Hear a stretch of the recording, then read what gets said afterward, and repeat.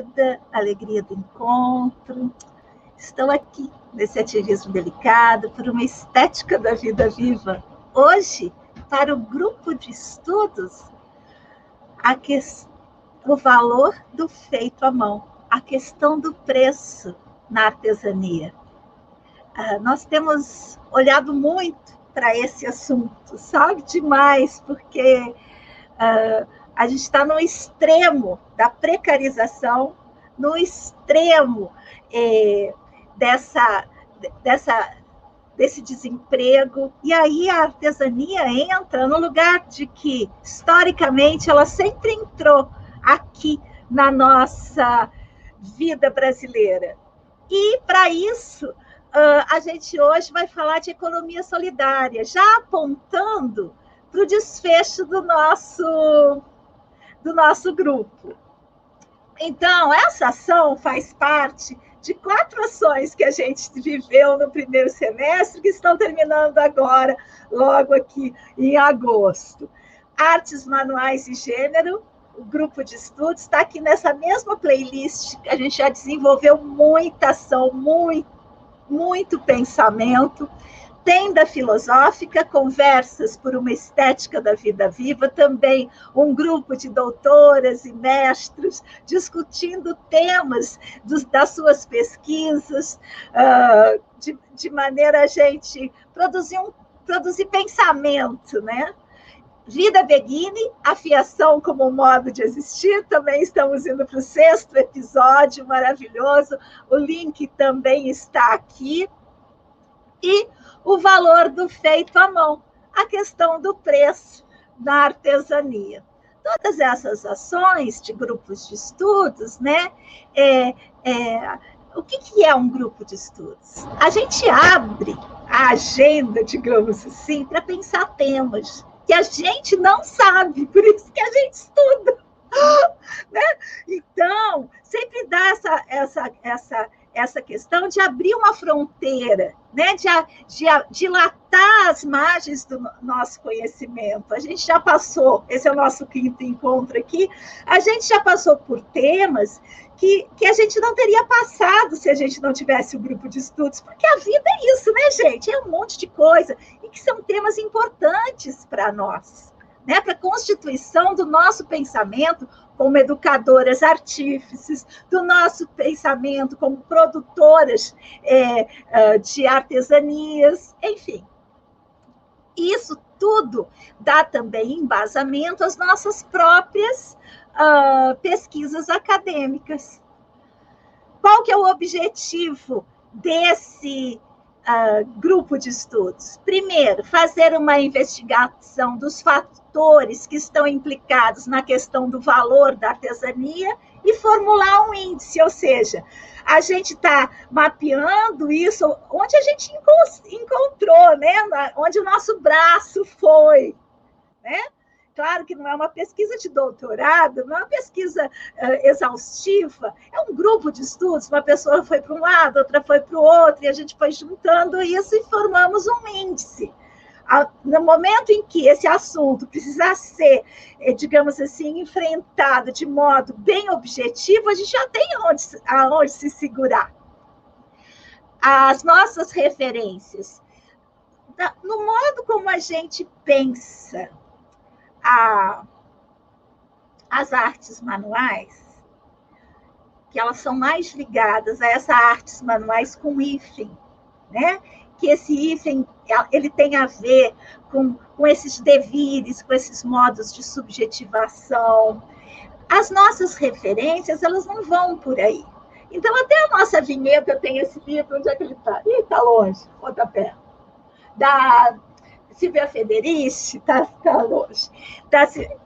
A gente lê, por quê? Porque são poucas as pessoas que chegam perto desse trabalho doméstico, e as artes manuais são trabalhos domésticos, da maneira como a gente olha, né? E aí a gente tem que ler o que o autor traz, mas sempre desconfiando, sempre perguntando de onde que ele parte, qual é a visão dele de artesania, de trabalho doméstico. É isso que a gente faz por aqui. até que a gente se fortaleça, as pessoas que estão no nosso território, e a partir desse fortalecimento do nosso território, nós também tenhamos autoras, né, falando disso que a gente pesquisa. Essa é a nossa maior vontade. Bem, é evidente que é um tema complexo. Evidente que quando a gente vai pensar em modos de subjetivação, em viver a partir daquilo que se gosta de fazer, há uma complexidade envolvida, né? Porque não depende só, digamos assim, de nós, depende de um social imenso. E eu gosto de colocar essa imagem de complexidade, né, para mostrar que o valor do preço do feito à mão é esse pontinho vermelho mínimo num assunto, desse mesmo assunto da artesania, que é imenso, né? E a gente percebe que... deixa eu até voltar, eu sempre esqueço de falar. Está vendo ali aquele pontinho? Aquilo que a gente está olhando dentro da complexidade do valor do preço do feito à mão, a gente está olhando para uma questão, um pontinho, que é a questão do desvalor, né? Muito bem, e esse índice que eu estou falando para vocês, aqui na descrição do vídeo vocês vão encontrar o caminho para o nosso site, onde a gente está armazenando todo esse conhecimento, né? Então, ali a gente fez uma página do valor do feito à mão, a gente tem vários vídeos que tratam do assunto, a gente tem uma biblioteca, né, que a gente vai alimentando encontro a encontro, aquilo que a gente vai citar nesse encontro já está lá no site. E que encontros que a gente já teve? O primeiro encontro foi ótimo, a gente fez a apresentação do projeto, né, organizou as ideias e tal. Aí o segundo encontro foi o modo de subjetivação ocidental, né? Que valor é esse que o Ocidente dá ao trabalho doméstico, à artesania? Depois a gente falou, foi muito interessante esse número 3, dicotomias nocivas à vida, né? A questão da divisão ocidental, trabalho manual, trabalho intelectual, coisas que refletem diretamente na questão do preço, diretamente. E a gente teve também, no último encontro, a vida de qualidade do artífice. Foi uma discussão muito interessante. E dessa vez, a gente vai falar de economia solidária. A nossa ementa é... Deixa eu pegar ela aqui, peraí. Opa! A nossa ementa é embasada na realidade, fraternidade na economia, redes de apoio e construção coletiva. Até coloquei a foto dessa feirinha para nos inspirar. Solidariedade e voluntariado e submissão ao capitalismo. Então é isso aqui. Deixa eu tirar e colocar a nossa querida aqui comigo. Opa, cadê você? Daniela Leal, como está, querida? Boa tarde, Nina. Tudo certo? Eu tinha caído e consegui voltar. Estou bem. Estou com muitas perguntas e inquietações em relação a esse tema aí da economia solidária, né? O que realmente é efetivo e o que é teórico. E como que as pessoas podem se utilizar dela, né? A gente vê toda uma construção aí histórica, né? Desde o surgimento, né? De um movimento que... Enfim, existem práticas milenares, né? De colaboração. Não sei se fala um pouco agora ou vamos conversando. Vamos falando. A gente leu 3 textos, não foi, Dani? Para dar uma organizada no pensamento. Sim. A gente leu 3 textos. Então, eu vou falar os títulos deles, tá bom? Então, a gente leu, achei lindo, Pilares da Economia, de Francisco e Clara, e o enfrentamento da profunda crise. Tão atual isso, né? Muito, demais. Lemos também uma coisa que eu gostei demais, foi essa, institucionalização do trabalho artesanal, classe social e identificação cultural em França e Brasil. Eu nunca tinha pensado sobre esse aspecto. Até selecionei algumas coisas para a gente discutir. E o outro foi aquele o que é economia solidária, que circula aí pela internet, não foi? Sim. E, enfim, surgiram muitas reflexões, né? A gente sempre vem traçando um paralelo aí de que maneira a gente pode trazer para a nossa realidade, né? Como tu sempre nos lembra, assim, de artesãs de classe média, né? Muitas de nós largando alguns ofícios tradicionais para poder despertar as suas mãos, a sua arte e como viver dela, né? Uhum. E aí surgem muitas reflexões, assim, porque, enfim, a gente vive uma dualidade, né, entre a competição e a colaboração. E como conseguir ser colaborativo, né, no mercado capitalista. Pois é, eu acho que a primeira coisa... Hoje aconteceu uma coisa hoje de manhã muito interessante. Ontem a gente fez, né, quando a gente está gravando isso, gente, no domingo, dia 18 de julho. Ontem a gente fez uma ação da pós-graduação Artes Manuais para Educação. Era uma aula de encadernação, está aqui no canal, você pode acessar. São duas coisas que aconteceu, uma conversa sobre cadernos de artífice, né? E a aula aberta de encadernação da pós, do módulo 1 da pós. E aí, no meio da fala, num dos comentários, uma pessoa perguntou: vai fazer sorteio de bolsas de estudo? Aí aquilo causou um impacto em todos nós. E a pessoa que estava... Eu não estava no ar, eu estava aqui organizando a transmissão, mas eu estava fora do ar, porque se eu tivesse, já tinha dado um xingo que não seria nada bom para nós, né? Então, uma das nossas queridas falou assim: não, ninguém nunca pensou nisso, né? Como é que você vai sortear uma pós-graduação, que é um curso de 1 ano e 8 meses, né? Não é um brinde. E também, se a gente tivesse estofo, e eu estou falando aqui de artesania, porque o que a gente faz é viver das artes manuais, não é diferente, né? Aí a gente ficou, e ela trouxe assim: nós somos anticapitalistas, falou uma das nossas coordenadoras pedagógicas, que a gente tem um colegiado. E ela falou assim: a gente nunca tinha pensado em sortear, mas se você tem o desejo, manda um e-mail, a gente conversa, vê quais os modos de organizar a sua participação. Achei ótima a resposta. E hoje de manhã, a Luciana Aguilar, que é a nossa gestora, e eu estávamos conversando sobre esse episódio.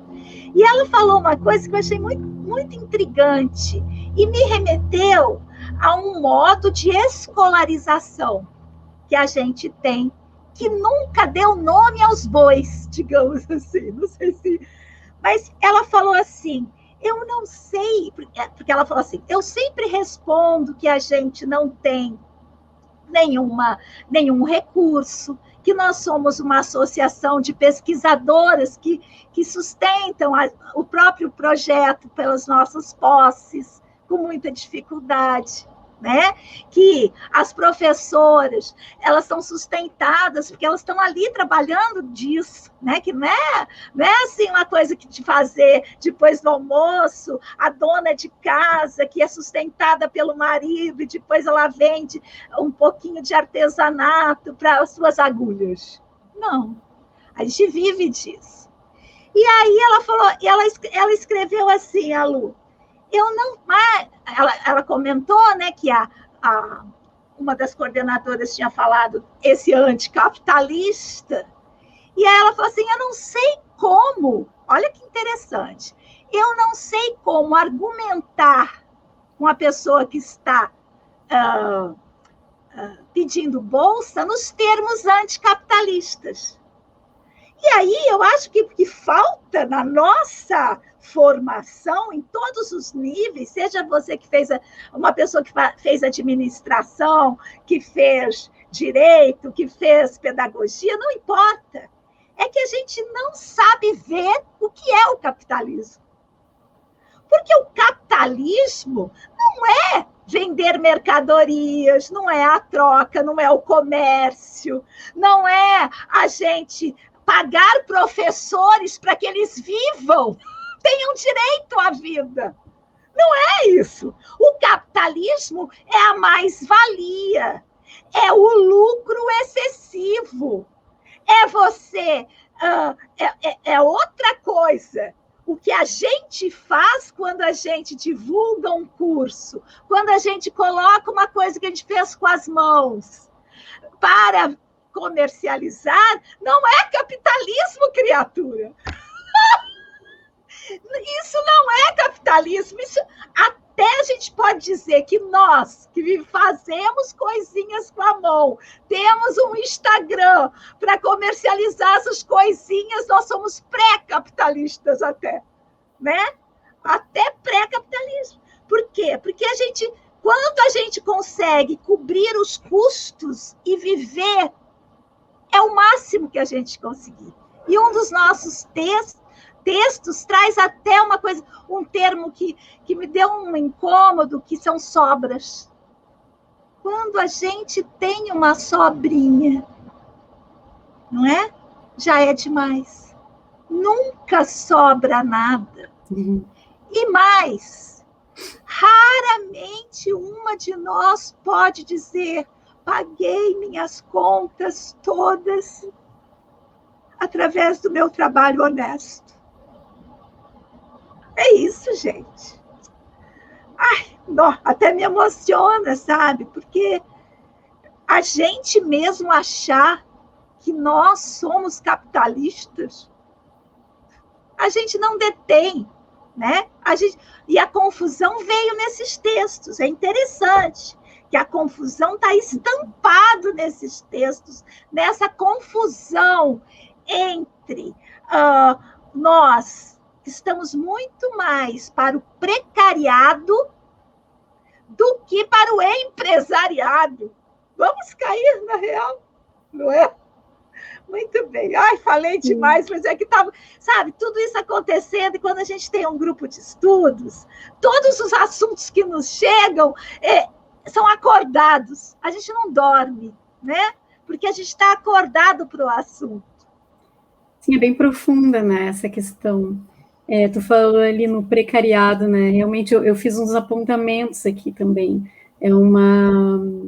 O trabalho artesanal, né? Vem como uma alternativa, né? À marginalização, ao desemprego, à exclusão, né?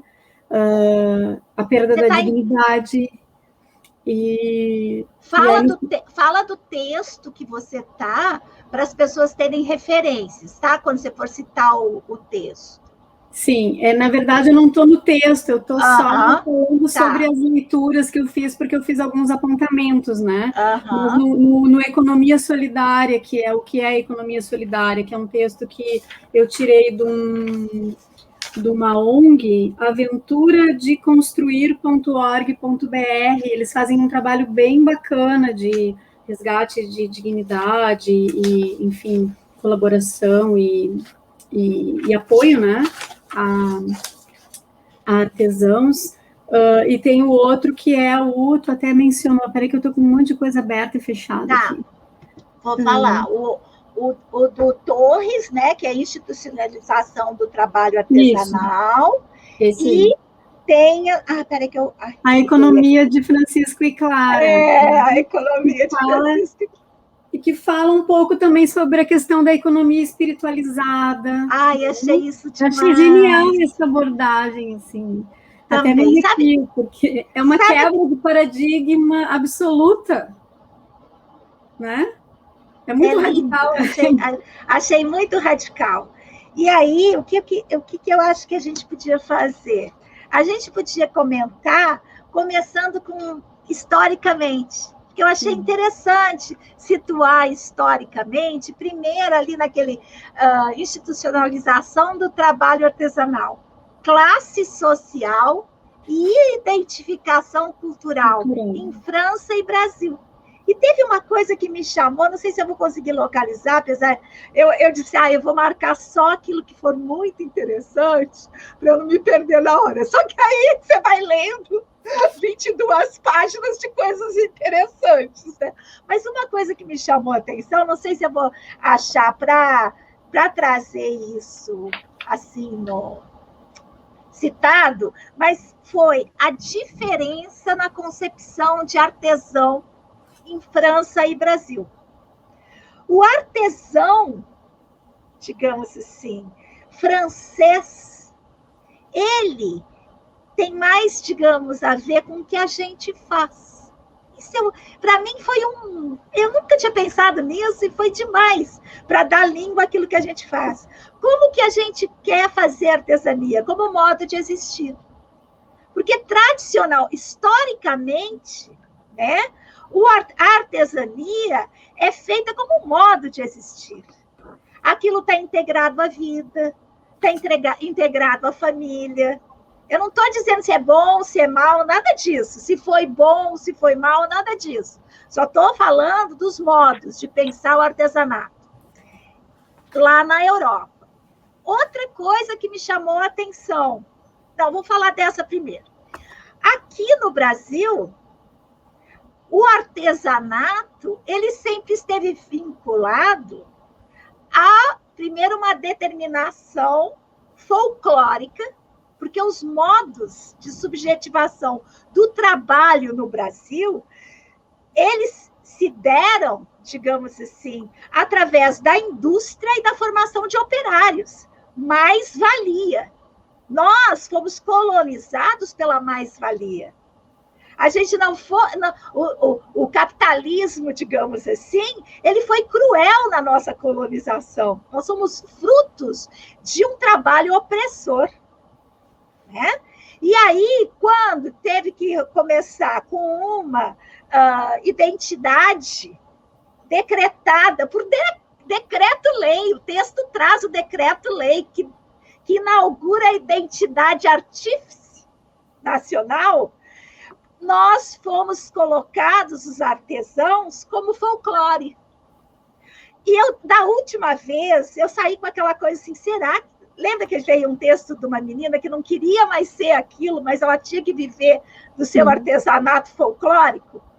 E eu fiquei pensando, será que a gente que sustenta esse artesanato folclórico não está tratando essas pessoas como se elas fossem bichos em um zoológico? Né? Vamos preservar aquela cultura, vamos preservar aquilo para a gente... Então, no Brasil, foi com essa mentalidade, o texto me trouxe muito isso. Mas eu vou passar a palavra para você, porque a outra coisa que eu quero falar é... Não, fala, porque daí eu já... Tem um aspecto recreativo, né?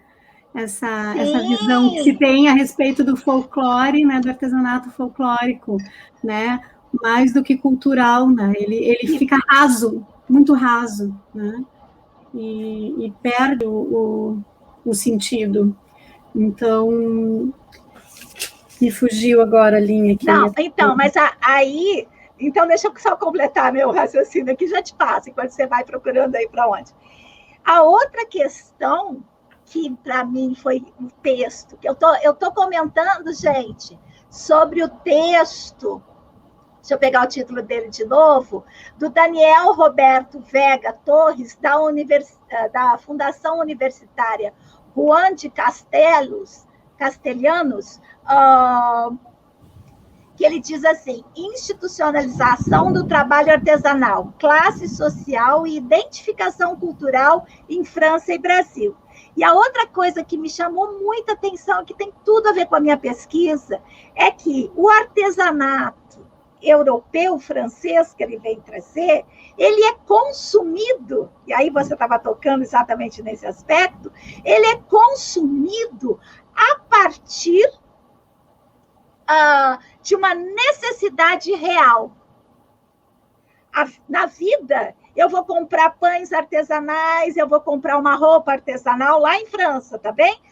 Na construção da identidade cultural do artesão em França. Então, eu vou comprar porque eu vou usar na minha vida. Eu vou usar a roupa, eu vou usar o pão, eu vou usar o objeto, a vasilha para colocar a minha comida, feita por mãos humanas.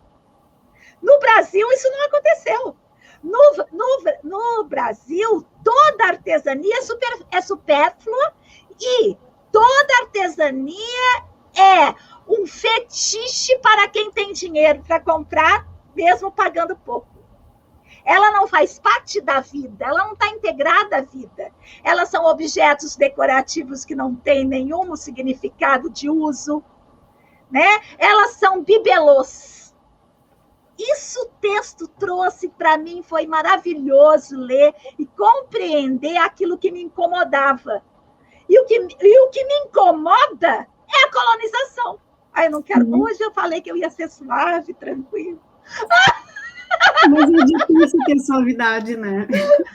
Não, é muita opressão, são anos de opressão, né? E oportunismo. E eu percebo assim que a artesania no Brasil, ela a mentalidade tradicional, ela vê nessa maneira de aquisição uma possibilidade de barganha.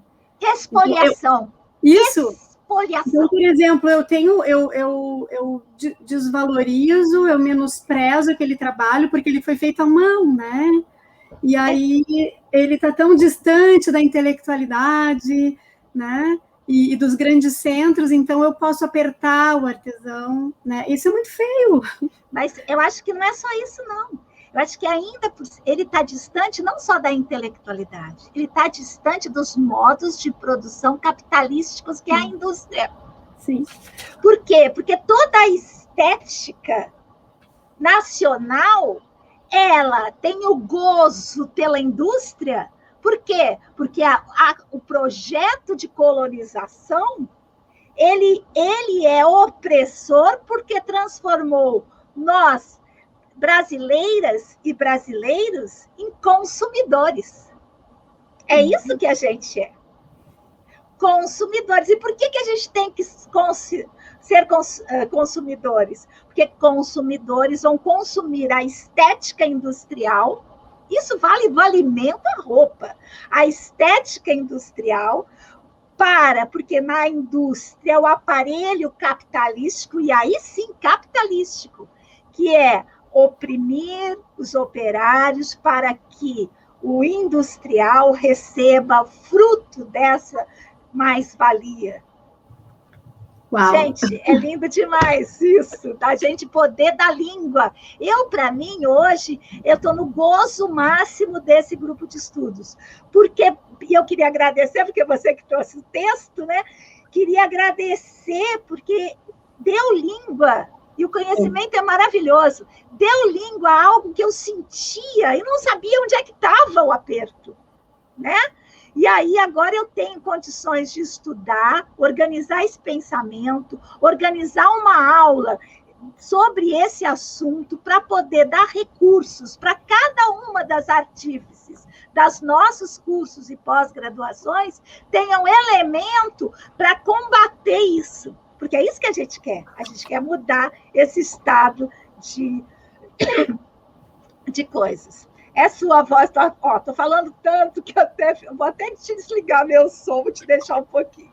Sim, aí nesse sentido a economia solidária, ela vem como uma forma de dar uma resposta, né, a essa exclusão do mercado, né, o desemprego e as relações tradicionais de trabalho, e como uma oportunidade de redefinir uma identidade social, né? Só que existe muitas empresas se aproveitam disso, né? Dessa possibilidade das artesanias, dos artesãos e dos profissionais informais, entre aspas, estarem reunidos dessa maneira para, né, apertar mais ainda, porque aí tu continua espremendo o que é produzido e não tem toda aquela questão dos direitos, né, que o mercado tradicional proporciona. É o aparelho capitalístico. E como conseguir, né, como conseguir virar essa chave, né, enquanto pessoas que vivem da sua arte, do manual, com hífen, como um modo de vida, né, conseguirem se apoiar entre si, né, e aí tem a questão, assim, de se unirem, né, nesse texto ele fala sobre a questão da união e do contrato, né, é muito mais esse outro viés que é muito avançado. Não sei se a gente está preparado para isso, mas a gente não pode desistir, né? Mas tem coisas que você trouxe na sua fala logo no começo, que a gente tem que olhar de frente para conseguir fazer isso. Né? Quando você fala assim, a questão da competição, né? Porque são todos valores introjetados estruturais dos nossos modos de ser, que foram estruturados pelo aparelho capitalístico, que evitam que a gente se perceba em redes de solidariedade. Uhum. Sim. E quando a gente vai compor essas redes de solidariedade, a gente poder fazer uma autopercepção, né? De o que eu quero com isso e o que eu posso oferecer, né? Tem uma outra parte desse material que fala também sobre a questão de, eu acho que é no texto ali sobre a economia de Francisco e Clara, dar, receber, contribuir, né? As relações, elas se colocam de outra maneira, né? E aí, no encontro passado, tu comentou também sobre essa questão de... Ai, agora me fugiu. Acho que eu estou congelando aqui de frio aí, minhas ideias se perdem. Hoje está um verão aqui. Digamos assim, a concorrência, né? A gente faz redes, mas aí quando a gente percebe, as próprias artesãs e artesãos, eles estão concorrendo entre si, né? Essa semana me ligou uma amiga que eu preciso de alguém que faça bonecas. Eu faço bonecas, né? Mas eu estou atuando em outra frente agora. E aí eu me lembrei de duas amigas que fazem. Eu digo, eu vou te indicar duas amigas, e uma delas eu sei que está realmente precisando de apoio, né? Mas às vezes as pessoas têm essa mentalidade, não, então eu vou fazer, né? Aquela coisa da escassez. Não, eu vou fazer. Não vou fazer, porque eu estou em outro lugar, né? Então, a gente poder se pegar... Esse trecho que você está buscando é justamente esse aqui que diz assim, o chamado paradigma da dádiva, que consiste no princípio antropológico, dar, receber e retribuir. Quer ver uma coisa banal, que não custa nada? Nós estamos aqui produzindo conhecimento. Algumas pessoas, e provavelmente só pessoas da nossa rede, nossas colegas de curso, nossas professoras, gente que está circulando por nós, elas vão assistir e não vão dar um like. Compreende? Uhum. Não vão dar um like, nem vão comentar, falar, nossa, isso que eu não tinha pensado nisso, para que a gente tenha um feedback. Você entende que é uma coisa que não vai custar, não vai ser nada, mas é capaz, e eu tenho quase certeza que isso acontece constantemente, delas anotarem alguma coisa que a gente venha falar aqui e usem em nome próprio. É isso que a gente faz. É isso que a gente faz constantemente. E eu não estou falando do vizinho, eu não estou falando do ribeirinho, eu não estou falando do europeu, eu estou falando da gente, das artes manuais com hífen. complexo.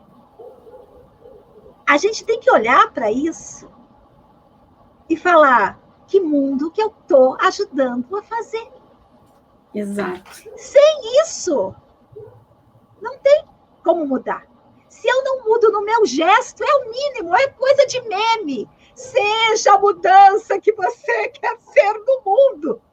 Isso inclui você retribuir, você dar, receber, você usar o paradigma da dádiva. Porque, poxa vida, a gente está aqui, voluntárias, fazendo um trabalho voluntário. Aí eu estou falando esse termo voluntário justamente para a gente partir para essa questão. Não é? Mas não estamos, digamos assim, dentro de um paradigma de dádiva. Porque nos usam sem sequer o afeto do dizer, legal, obrigada, puxa, eu não tinha pensado nisso.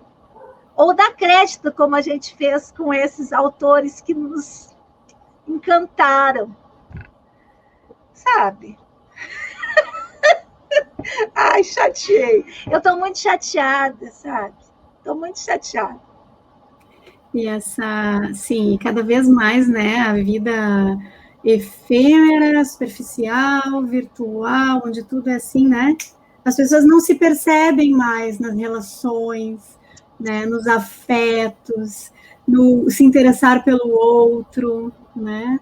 Eu não queria nem uma moralidade, né? Mas como a gente está falando de economia solidária, sim.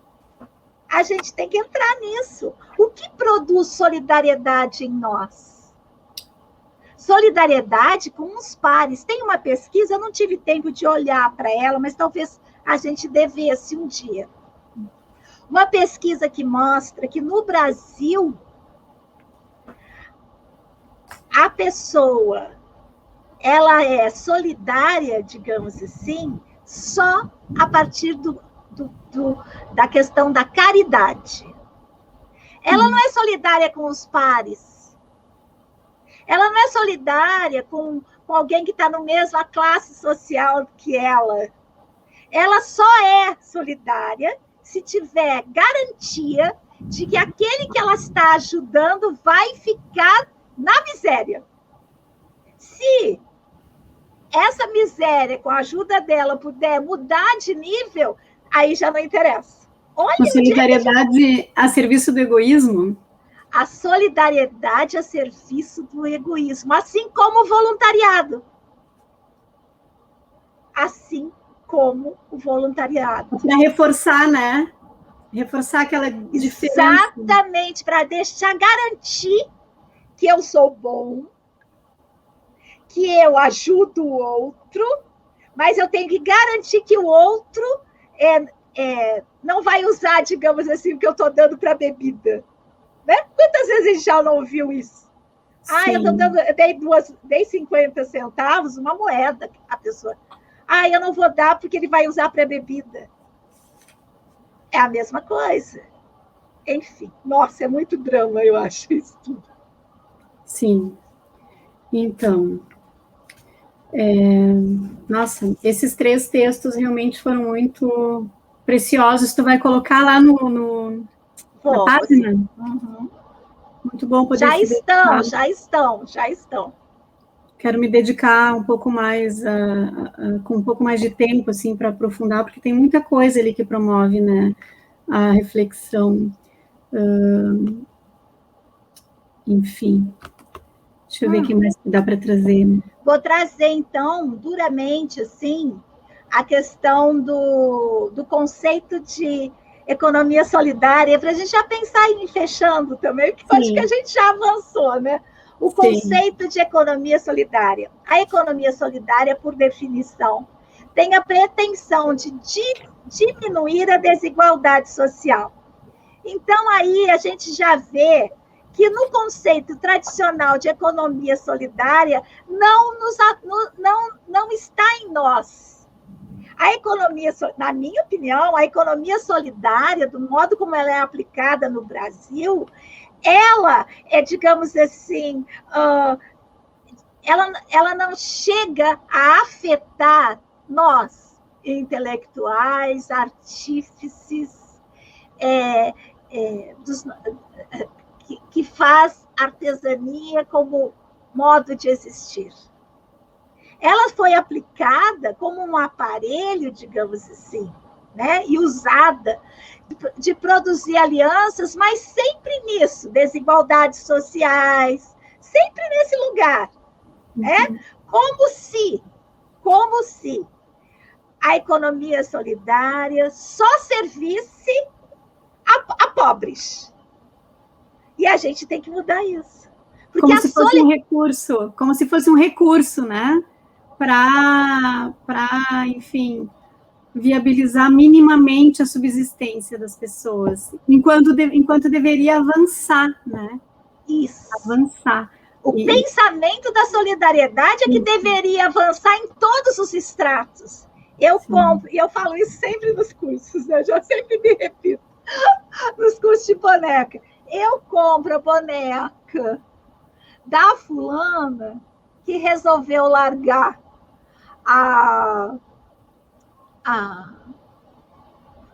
o banco para fazer bonecas. A boneca dela é um horror. Mas eu compro a boneca dela. Eu não compro por causa da estética, eu não compro porque eu preciso, eu compro porque eu sustento a vida dela, assim. Isso que eu acho que seria uma economia solidária entre nós, os pares. Eu sustento o outro, eu acho que aí a gente já avança para esse pensamento, né? Eu sustento o outro, que ele esteja fazendo aquilo que dá gozo dele fazer. E não porque ele precisa fazer aquilo para sobreviver só, né? Porque senão a gente volta para o caso da mocinha no texto que a gente leu no último encontro. Eu não quero fazer isso, mas a economia solidária que chegou aqui no cooperativa, só tenho isso, eu tenho que fazer sempre isso, só fazer isso, eu quero me libertar disso, mas eu não posso, porque é o único jeito. É isso que a gente pensa de fazer artesania? Vou fazer porque eu preciso me virar, preciso sobreviver de algum jeito, e alguém aqui da economia solidária achou que seria lindo nós aqui da pobreza fazermos esses chaveirinhos para viver. Isso não me interessa, gente. Isso não me interessa. Eu quero apoiar o outro naquele que é o sonho do outro. E proporcionar uma relação em que ele não precise se justificar, né? Porque normalmente as pessoas elas precisam se justificar para terem anseios e ambições de uma vida livre, né? É como se a culpa tivesse que ser carregada pela liberdade que a gente busca, né? É muito forte isso. Digamos assim, eu vou te auxiliar para que tu consiga pagar o teu aluguel, mas daqui a pouco não é só o meu aluguel que eu quero pagar. Eu quero poder ter experiências culturais. Eu quero ir no cinema! Experiências culturais, sociais, né? Territoriais, eu quero conhecer outros lugares, eu quero alimentar minha alma, mas isso é feio, é proibido, é pecado. Volta a moça do sorteio. Sim. Ela quer a bolsa, mas ela não entende que a bolsa dela, né? Que às vezes ela nem precisa, porque afinal de contas, classe média, assistindo uma live no sábado de tarde, né? A gente não sabe. A bolsa vai sair de algum lugar. Vai sair da comida dos professores. Por quê? Porque a própria mentalidade da máquina capitalística de ter um grande empresário lucrando. Aí, do meu lucro, eu posso fazer um projeto de economia solidária, do meu lucro, eu posso investir em cultura, do meu lucro. Mas a gente não... O artífice não tem lucro, gente. Nenhum artífice terá lucro. Sim.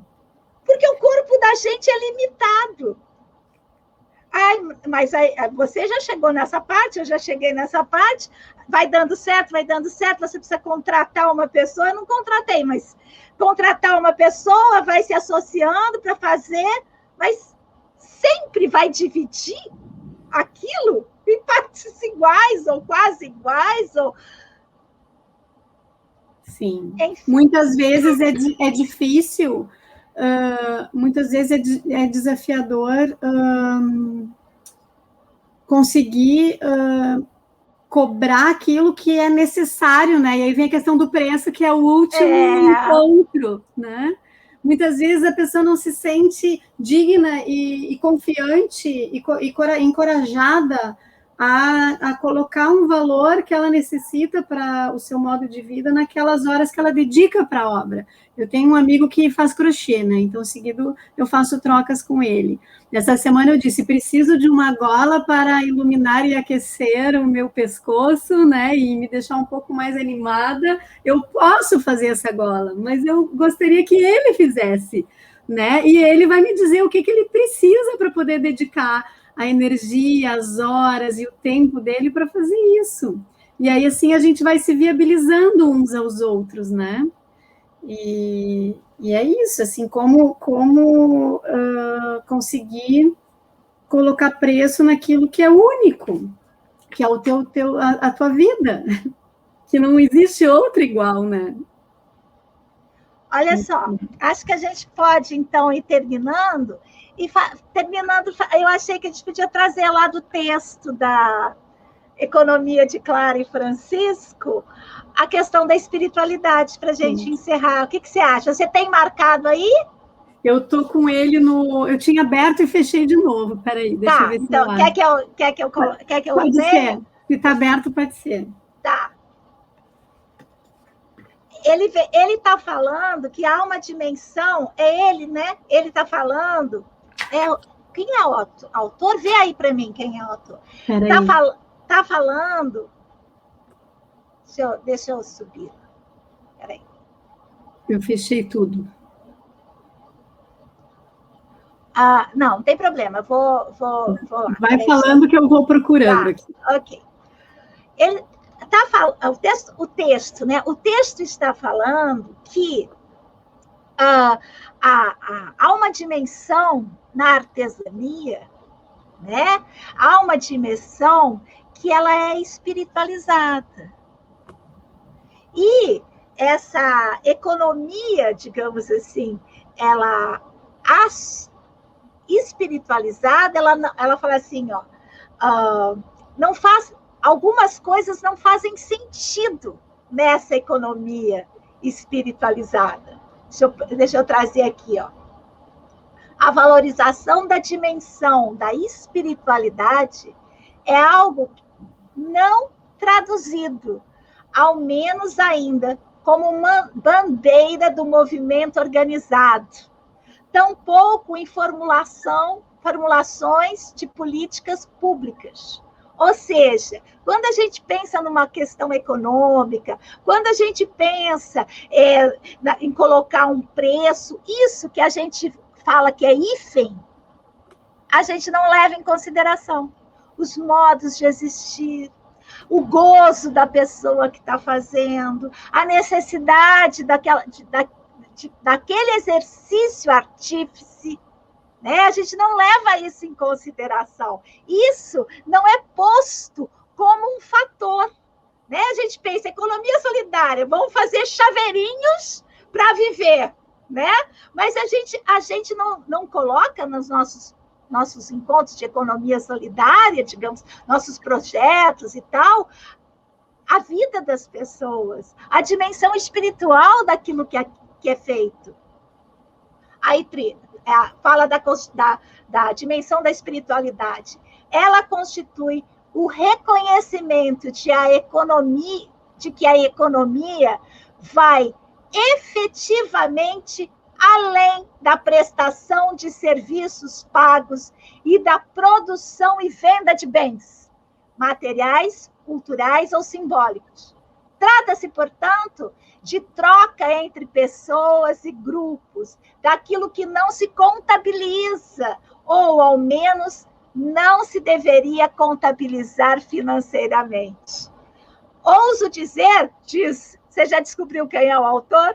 É André Ricardo de Souza. Ele é doutor em Sociologia pela USP e professor associado do Departamento de Sociologia da UFSCar. Ótimo. Ele diz assim: ouso dizer que os principais valores dessa economia e espiritualidade são gratuidade, solidariedade, reconhecimento, gratidão e reciprocidade. Então, gente, bora lá pensar. Próximo encontro, a gente vem, então, com o preço. Nosso último encontro. A cereja do bolo. Muito bem. Obrigada, viu, Dani? Adorei. Um abraço. Até a próxima.